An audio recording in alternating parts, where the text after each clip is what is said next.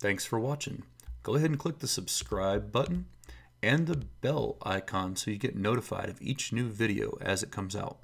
Hey everybody, I'm JJ Johnson. You're watching Reality Survival, and so today I just wanted to share with you guys, what is it? What do we got here on the list?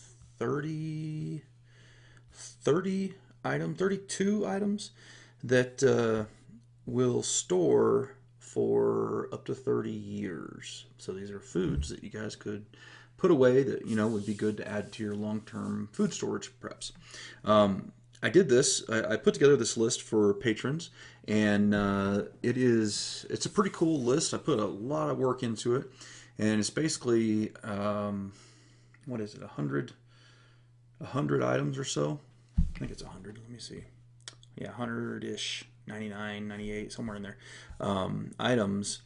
And I kind of broke it down into different categories. And so I've got the by storage life. I've got the stuff that is alleged to last 30 years. Some stuff that's alleged to last 10 years. And then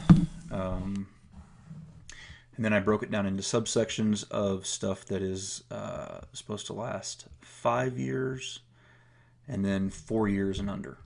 And so it's kind of broken into a couple different sections. It's also got the calories per pound, gallon, quart, or can. And then I have kind of a column for like the recommended starter amount, like if you just wanted to do like a 90-day supply. Because the whole spreadsheet as a whole basically is for a family of 4 for a year's food supply. And it's just kind of recommended items and how many to get. And so obviously the stuff that stores longer, you could get more of that because you don't have to worry about buying it again and stuff for a long time. And then the stuff as it goes down on the list, the quantities get smaller because you have to refresh them and rotate through them and that kind of thing. So I think it's a pretty cool list. If you guys are interested in checking it out, you can come over to Patreon. You can get that for $1 a month, which equates out to about 3 cents a day or 2 cups of coffee per year. And I think this is a pretty useful list. We've got it in different formats. We've got it in the numbers format for Apple and Mac, and then we've got it in the like a CSV, comma separated values, like and then also the Excel spreadsheet, and then also PDF as well. So should have pretty much any different format that you can use, to manipulate however you want. And kind of the idea behind the spreadsheet is that, I just put on here kind of some example stuff that I've got and that I stock, and you might not eat those things or may not have those things in your grocery stores or whatever, and so you would have to customize it for you. But it's kind of all started out and laid out there. And it works out to be just over 4 million calories roughly is kind of the recommendations. And then the starter totals come out to be about 778,000 total calories.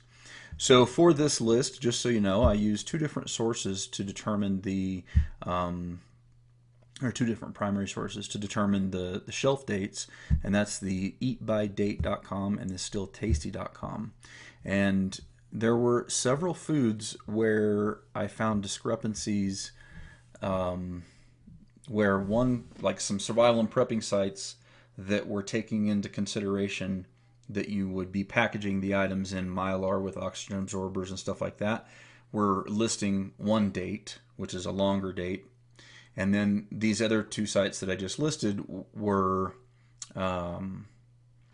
basically saying, that the manufacturer's packaging, it's going to last this long, and it might only be a couple of years.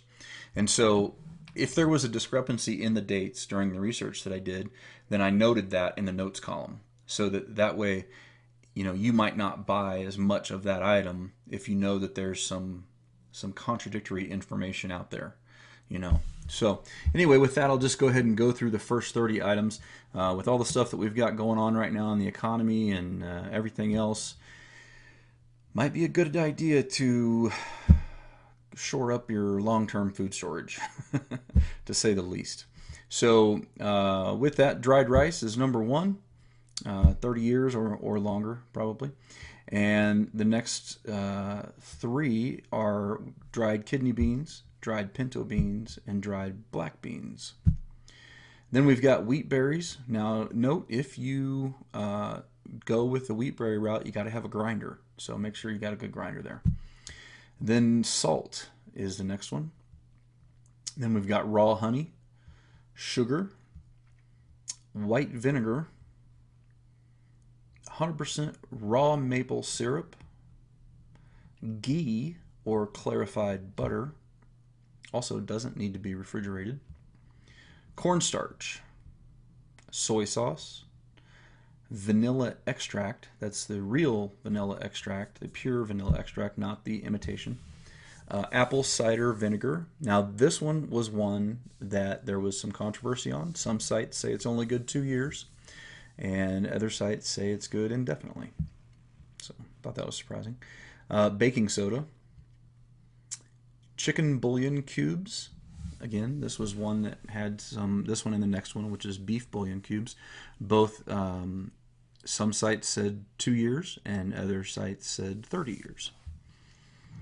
And they're almost all salt, so I can't imagine that they go bad personally. And then let's see, cocoa powder, raw cocoa powder. Some sites do say only 3 years for that, but I think it probably lasts longer as well. Corn syrup will last forever, basically liquid sugar. Popcorn, dried pasta, and we're talking about the popcorn in the kernel, not popped. And then dried pasta of pretty much any variety. Now, some sites do say 3 years on that, but again, I believe that is because they're not considering oxygen absorbers and mylar and those kind of things. Instant dry potato flakes,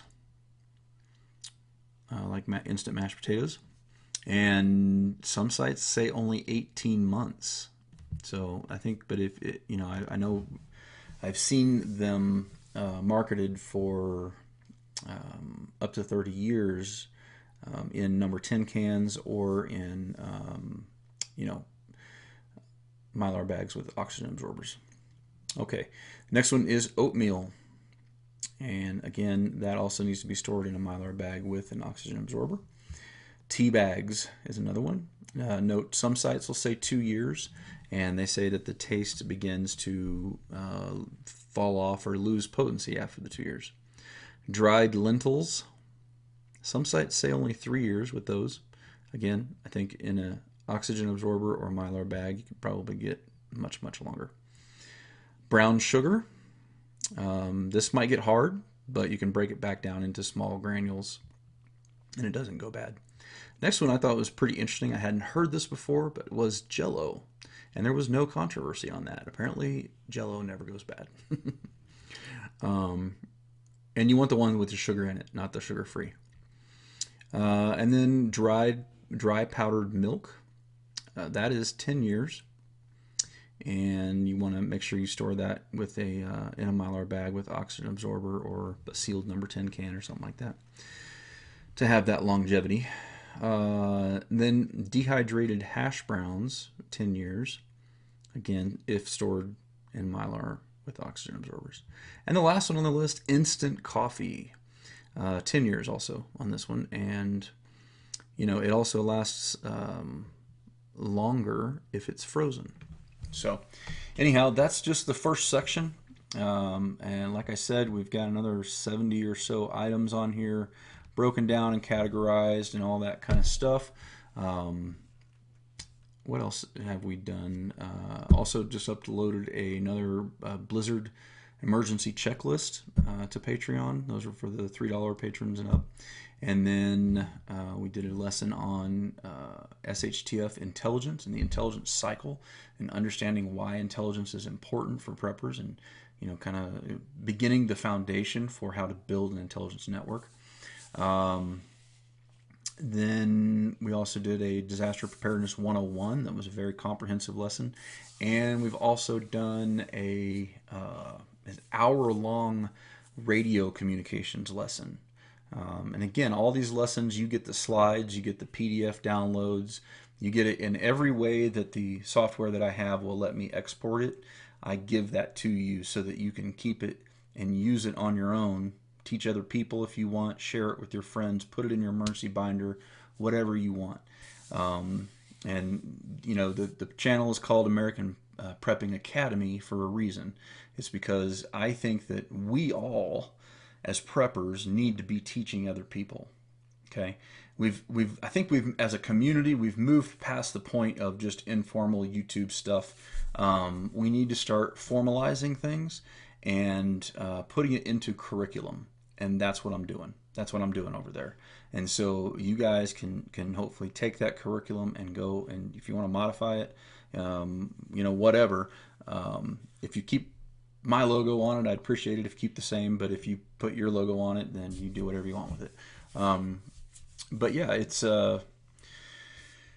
just a way to be able to help people become a resource to other preppers as well as yourself. You know, and if you're new and you're wanting to learn about things, you know, we're starting at the foundation levels, and we're going to be working up through the graduate levels. You know, so now is a great time to get on board.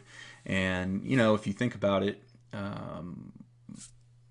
Let's say if it takes us 4 or 5 years to get through all the curriculum, if you know, what is it, $1 a month? I think I said not $1 a year, but yeah, $1 a month. So you know, 12. So what, $48? You know, take you through just a ton of stuff on prepping and all that kind of stuff over the long haul. I think it's a pretty reasonable price. So anyway, I'd love to see you guys over there. You know, and if you got any questions about it, just let me know in the comments below, and I'll be happy to do my best to answer them. Take care, and we'll see you on another video here shortly. Don't forget to live the 6 Ps. Proper prior preparation prevents poor performance. Stay safe, guys.